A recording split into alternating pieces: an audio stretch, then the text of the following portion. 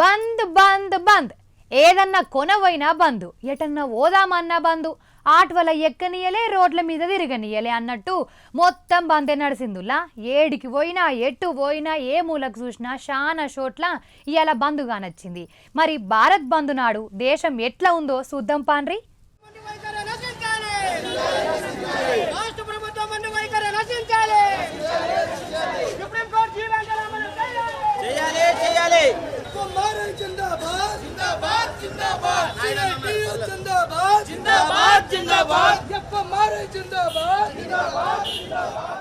ఏడ చూసినా భారత్ బందే కనిపించింది. మొత్తం బందే బంధు. 4 లేబర్ కోడ్ల రద్దు, ప్రైవేటీకరణ, రక్షణ, విద్యుత్ సవరణ చట్టం ఉపసంహరణ, ఎన్నో పోరాటాలు చేసి ఉద్యమాలతో సాధించుకున్న హక్కులను చట్టాలను కేంద్రం బూడిదల పోసిన పన్నీరు ఎత్తందని అట్లా ఏకుండా ఉండేందుకు ఈ ర్యాలీలు నిరసనలు చేస్తారు. కేంద్ర సర్కారు అంబానీ ఆదరణలకు వ్యతిరేకంగా ప్లకార్డులు, ర్యాలీలు, నిరసనలు చేసిర్రు. కొన్నింటికడ మోదీ సార్ బొమ్మలు గాలబెట్టడు, మోదీ డౌన్ డౌన్ అనే నినాదాలు, మాకు న్యాయం చేయాలి, కేంద్రం దిగి రావాలని లొల్లి వినిపించింది. చట్టబద్ధత లేనటువంటి కోడ్లు తీసుకొచ్చి యజమానులకి కార్పొరేట్లకి అనుకూలంగా దీన్ని చేసిన తర్వాత ఈరోజు భారతదేశంలో ఉన్న కార్మిక వర్గం కానీ ఉద్యోగస్తులు కానీ కట్టు బానిసలుగా ఉంటారు తప్ప ఇంకోటి మాత్రం కాదు. మీరు తీసుకొచ్చినటువంటి వేతనాల కోడ్లో ఎక్కడైనా కానీ కనీస వేతనాలు పెరిగిన ధరలకు అనుగుణంగా ఇవ్వాలి అనేటటువంటి మాట ఉందా? పైగా మీరు కేంద్రంలో 178 రూపాయలు ఒక రోజుకి ఇస్తే చాలు అనండి. ఇది న్యాయమేనా? ఇది దుర్మార్గమైనటువంటి చర్య.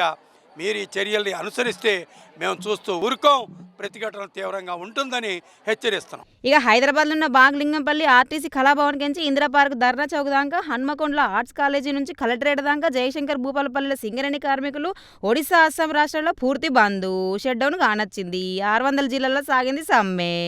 ఈరోజు దేశవ్యాప్తంగా స్కీమ్ వర్కర్లు అందరూ 4 లేబర్ కోడ్లు రద్దు చేయాలని, మాకు కనీస వేతనం సుప్రీంకోర్టు ప్రకారం 26,000 ఇవ్వాలనేసి, ప్రభుత్వ రంగ సంస్థలు ప్రైవేటీకరణను ఆపాలనేసి, అంగన్వాడీలు, ఆశా వర్కర్లు, మిడ్ డే మీల్స్, మిగతా ఇతర రంగాల్లో ఉన్న వాళ్ళందరికీ వాళ్ళకి కావాల్సిన ఈఎస్ఐ కానీ కనీస వేతనం అనేది కానీ ప్రభుత్వ ఉద్యోగులుగా గుర్తించాలనేసి ఈరోజు దేశవ్యాప్తంగా మన ప్రధానమంత్రి మోడీ గారు వచ్చిన కాడ నుంచి 2013 కాడ నుంచి మాకు వేతనాలు అనేవి అసలు పెంచలేదండి. ఆశా వర్కర్లకు కానీ, అంగన్వాడీ వర్కర్లకు కానీ, ఏ ఇతర రంగాలకు చెందిన వర్కర్లకు కానీ ఎవరికి కనీస వేతనం అనేది పెంచలేదు.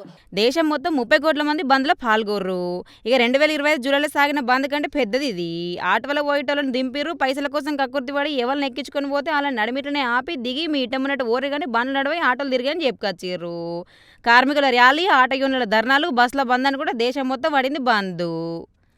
కేంద్ర కార్మిక సంఘాల ఆధ్వర్యంలో ఈరోజు సమ్మె చేయాలని చెప్పి పిలుపునివ్వడం జరిగింది. ఈ సమ్మె దేశవ్యాప్తంగా చాలా విస్తృతంగా జరుగుతుంది. పెద్దాపురం మండలంలో కూడా అంగన్వాడీ, ఆశ, మిడ్ డే మీల్, స్కూల్ ఆయాలు, భవన నిర్మాణ కార్మికులు, painting, private electrical workers union, LIC అనేక సంఘాలు ఈరోజు ఈ సమ్మెలో పాల్గొన్నాయి. కేంద్ర ప్రభుత్వం కార్పొరేట్లకు తొత్తులుగా వ్యవహరిస్తూ ఈరోజు పని గంటలని 8 గంటల నుంచి 12 గంటలు చేసింది. 1926లో చేసినటువంటి కనీస వేతన చట్టాన్ని ఈరోజు రద్దు చేసింది. 1948లో చేసినటువంటి పని గంటల చట్టాన్ని రద్దు చేసింది. కార్మికులకు ఉన్నటువంటి 29 చట్టాలని తీసేసి 4 లేబర్ కోడ్లుగా మార్చింది. దీనివల్ల ప్రధానంగా కార్మికులు సంఘం పెట్టుకునే హక్కు, కార్మికులు బేరసారాలు ఆడే హక్కు, కార్మికులు కనీస వేతనాలు పెంచాలనే హక్కు, కార్మికులు మాకు పిఎఫ్ఈఎస్ అమలు చేయండి అని చెప్పి అడిగే హక్కు, మాకు సంక్షేమ పథకాలు అమలు చేయండి అని చెప్పి అడిగే హక్కు కోల్పోయే పరిస్థితి ఏర్పడుతుంది. కంపెనీలో పనిచేసేటోళ్ళు, సర్కారు నౌకర్లు చేసేటోళ్ళు, టీచర్లు, ఆటోలు నడిపేటోళ్ళు ఇట్లా బగ్గ మంది బంద్ను బందే అన్నారు. హోల్సేల్ మార్కెట్లు, సర్కారు ఆఫీసులు, బస్సులు బంద్ పెట్టిర్రు. కేరళ సదన్ సమ్మె సైరన్ మోగింది. పశ్చిమ బెంగాల్లో బ్యాంకులను బంద్, 2 తెలుగు రాష్ట్రాలు తప్ప మిగిలిన అన్ని రాష్ట్రాల బంద్ ప్రభావం బగ్గనే కానొచ్చింది. ఆసుపత్రులు, అంబులెన్స్ సేవలు, అత్యవసర సేవలకు తప్ప అన్ని బందే అన్నారు. మహారాష్ట్ర, తమిళనాడు, రాజస్థాన్లో బంద్ ఎట్లుదో తెలియదు మరి ఇప్పటికైతే. మరి ఈ బంద్ ఏవట్టి ఫలితం ఏందో ఎవరు దిగతారో చూడాలి.